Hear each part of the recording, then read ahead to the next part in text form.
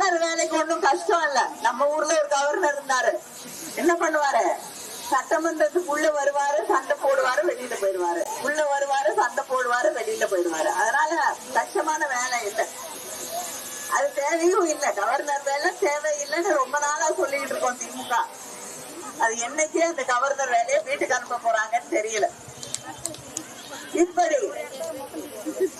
தமிழ்நாட்டுக்கு, இந்திய மக்களுக்கு துரோகம் செய்து கொண்டிருக்கக்கூடிய, தினம் நம்மளை பார்த்து பொய் சொல்லிக் கொண்டிருக்கக்கூடிய ஒரு கூட்டணி எதிரணியில இருக்கு.